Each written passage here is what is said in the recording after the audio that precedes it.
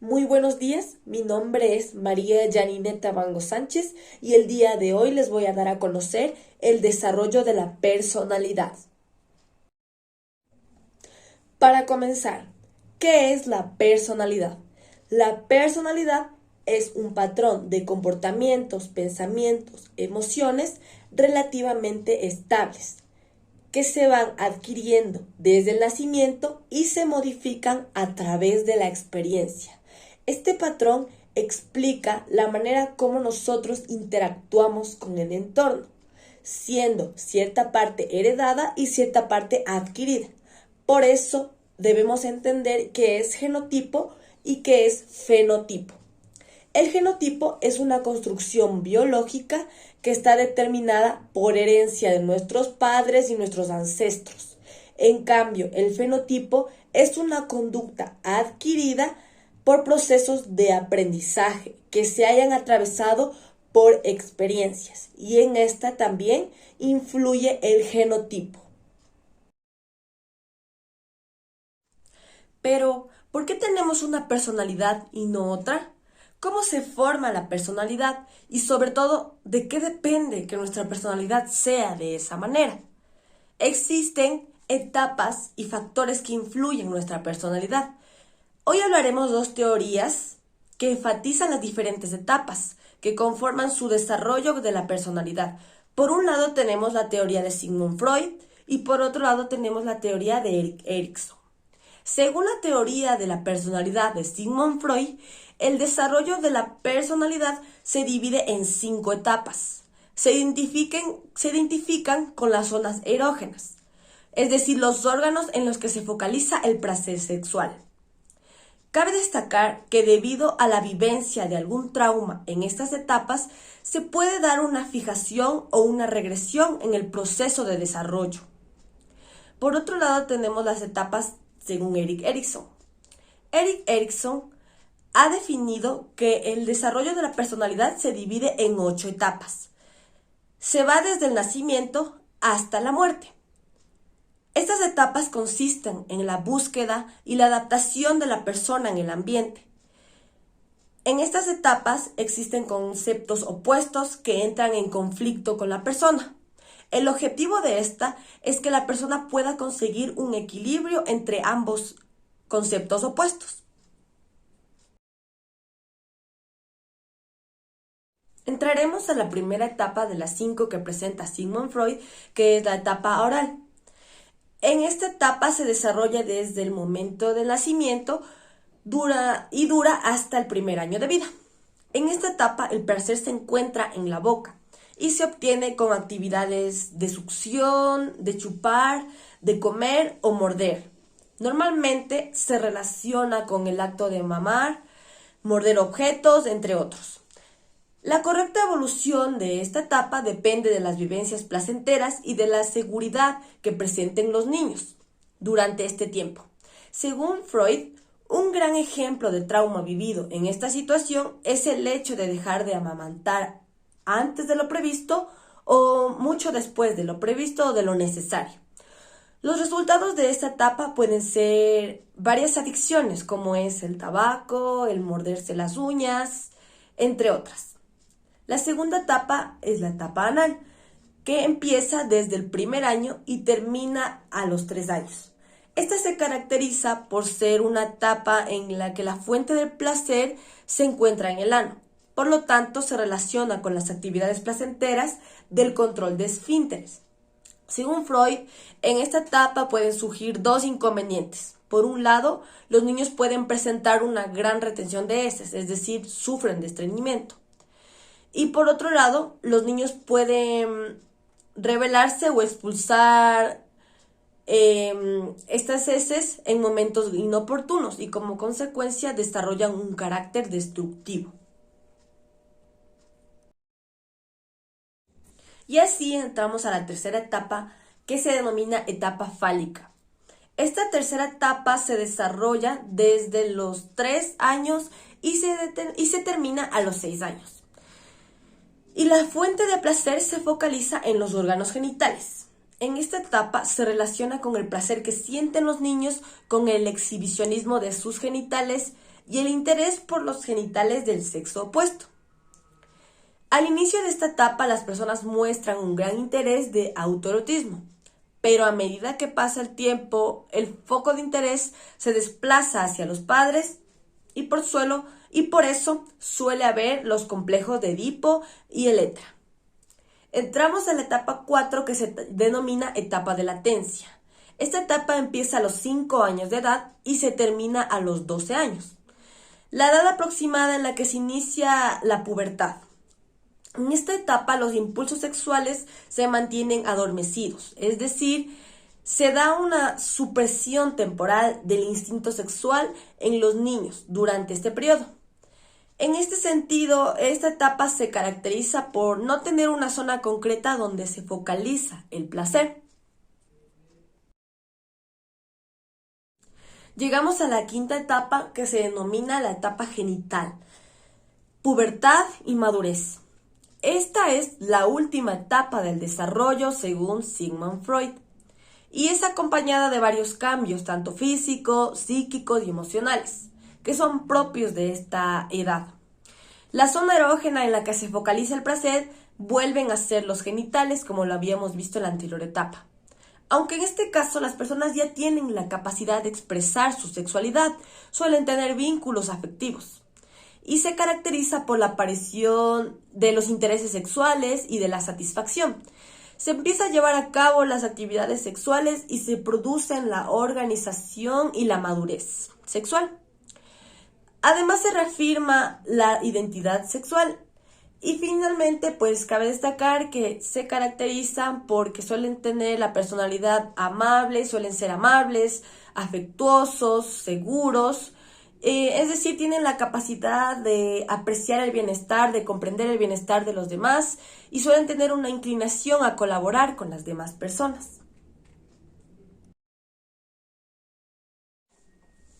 Una vez terminadas las 5 etapas según Sigmund Freud, ahora iniciaremos con las etapas según Erik Erikson. En la primera etapa se denomina confianza versus desconfianza, que inicia desde el momento de nacimiento hasta los 18 meses. Es el primer conflicto que se encuentran las personas al nacer, es obtener confianza y desconfianza junto a las personas que se encuentran a su alrededor. En estas edades los niños reciben los cuidados de sus progenitores, es decir, sus padres, en relación con las necesidades que ellos necesitan, valga la redundancia, como la comida, la protección, la atención, entre otros. Por lo que los niños esperan formar un vínculo con sus padres acorde a la satisfacción de sus necesidades. Así pues, en esta etapa, los niños deben batallar contra el conflicto entre la confianza y la desconfianza de generar un vínculo con sus padres. Esta sensación de confianza y la vulnerabilidad y frustración y la satisfacción de seguridad determinan el modo de establecer las relaciones y la calidad de que a lo largo de su vida puedan clasificar qué amistades obtener y qué amistades no. El objetivo de esta se debe lograr llegar a un punto de equilibrio entre la confianza y la desconfianza, tanto a sí mismo como en las personas en general. Luego tenemos la autonomía versus vergüenza. Esta va desde los 18 meses hasta los 3 años. En esta etapa los niños empiezan a desarrollar sus capacidades de movimiento. Este hecho que requiere de aprendizaje y control por parte de sus padres. En este sentido, los niños ya tienen la autonomía, ya reflejan la autonomía, ya que el desarrollo de estas nuevas capacidades, nuevas habilidades, les causa un sentimiento de libertad, porque sienten que ya no pueden depender de sus padres, ya no necesitan de sus padres para desplazarse o hacer sus actividades simples. Conforme pasa el tiempo, los niños se vuelven más independientes gracias a sus capacidades que ya fueron desarrolladas. Sin embargo, la vergüenza se refleja en los niños debido a su forma inexperta de desplazarse o del mismo hecho de controlar sus esfínteres. Y también se debe a cierta medida a la libertad que los padres puedan proporcionar a los hijos, que implica dudar sus capacidades, es decir, que los padres hay cosas que consideran que los niños pueden hacer y otras que no. Su característica es que tienen que llegar a un equilibrio entre la autonomía y la vergüenza y lograr un control y autogestión de sus propias conductas en los niños. Luego tenemos la etapa denominada iniciativa versus culpa.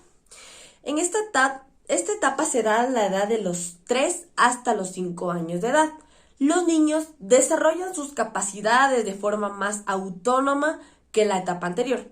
Por lo tanto, gracias a su descubrimiento de sus capacidades, los niños se dan cuenta de las posibilidades que pueden tener a su alcance en comparación de la etapa anterior. Este hecho fomenta la iniciativa de los niños. Ponen a prueba sus capacidades, sus habilidades, realizando nuevas actividades, descubriendo nuevas actividades. Sin embargo, una reacción negativa de los padres, como por ejemplo el regañándolos, esto puede generar un sentimiento de culpabilidad de los niños. Así pues, los niños deben reconocer cuáles son las consecuencias de sus comportamientos para poder saber qué deben y qué no deben hacer. Y la siguiente etapa que tenemos se denomina la etapa de laboriosidad versus inferioridad. Se da desde los 5 hasta los 13 años de edad. Durante esta etapa, los niños siguen madurando y aprendiendo de sus actos, por lo cual necesitan actuar y experimentar. Cuando no consiguen lo que ellos quieren llevando a cabo dichas actuaciones, se puede generar un sentimiento de inferioridad y frustración, pues el objetivo de esta etapa es que las personas puedan lograr tener una sensación de competencia que les permita sentirse capaces de actuar equilibradamente.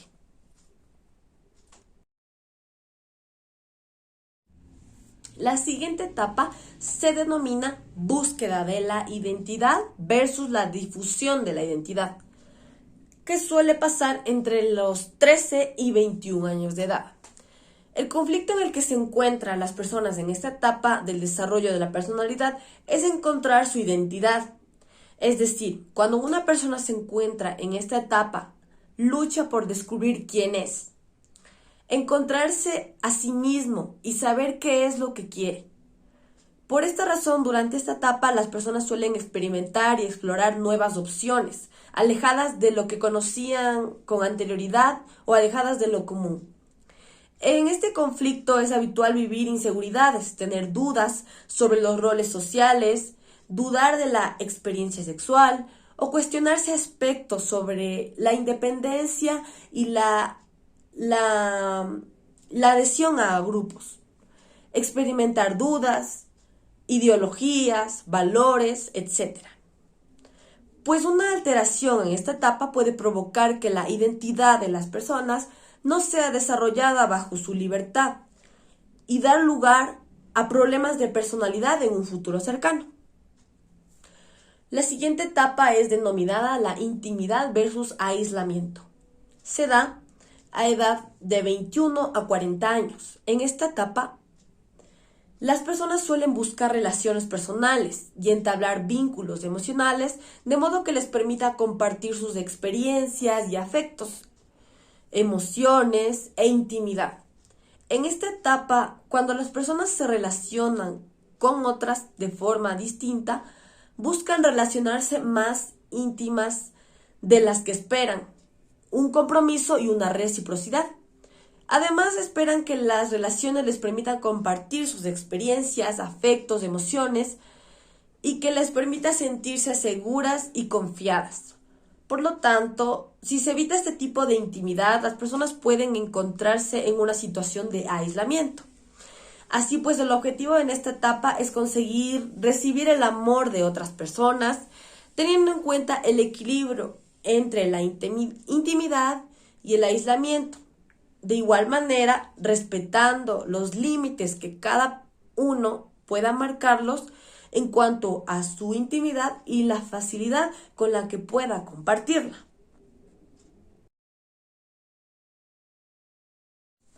La siguiente etapa se denomina generatividad versus estancamiento. Suele pasar entre los 40 hasta los 60 años de edad. Durante este periodo, las personas se suelen encontrar en conflicto con el hecho de sentirse productivo en su día a día y sentirse estancado. Las personas desean sentirse productivas y que sus esfuerzos tengan algún sentido, generalmente en la relación a tener la responsabilidad y el cuidado de algo o alguien. Las personas se pueden sentir estancadas por el hecho de no sentirse productivos, por ejemplo, por no haber conseguido una pareja sentimental o por no tener un trabajo estable, entre otros. Por esta razón, el objetivo de esta etapa es prepararse para la vida e implicarse en el cuidado personal, de modo que se debe buscar un equilibrio entre la productividad y el estancamiento. Posteriormente y última etapa tenemos la integridad versus desesperación, que suele ser desde los 60 años hasta la muerte.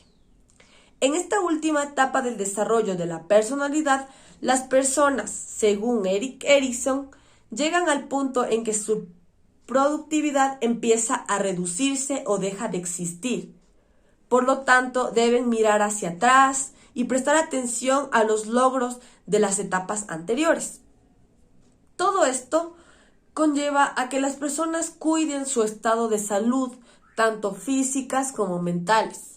Así pues, las personas que se encuentran en esta etapa tienen por objetivo valorar el sentido de su existencia y aceptarla tal y como se ha vivido, siempre teniendo en cuenta el equilibrio entre la integridad de las personas y su desesperanza.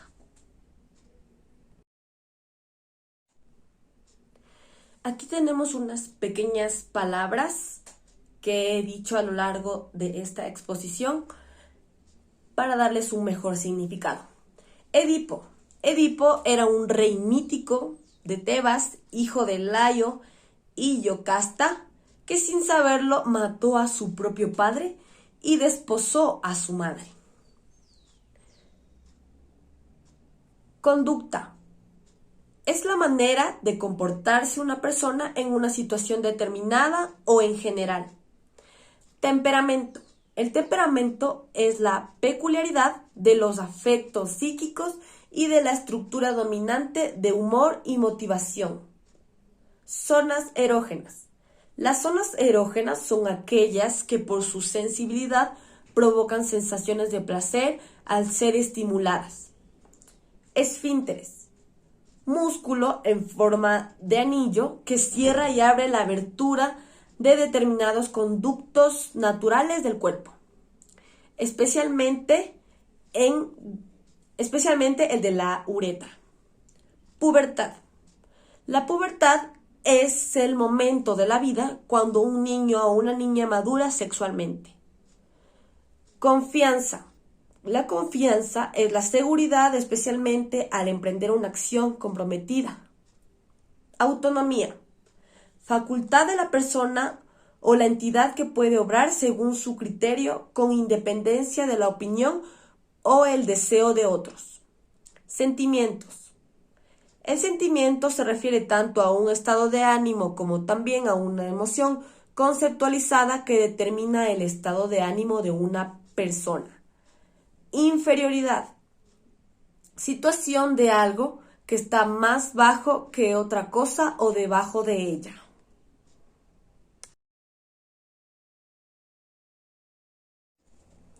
Para culminar mi intervención, he puesto una frase que dice lo siguiente: todas nuestras experiencias se funden en nuestra personalidad y todo lo que nos ha pasado es un ingrediente. Malcolm. Espero que les haya gustado. Eso ha sido todo por el día de hoy. Les agradezco mucho por su tiempo y espero verles próximamente. Gracias.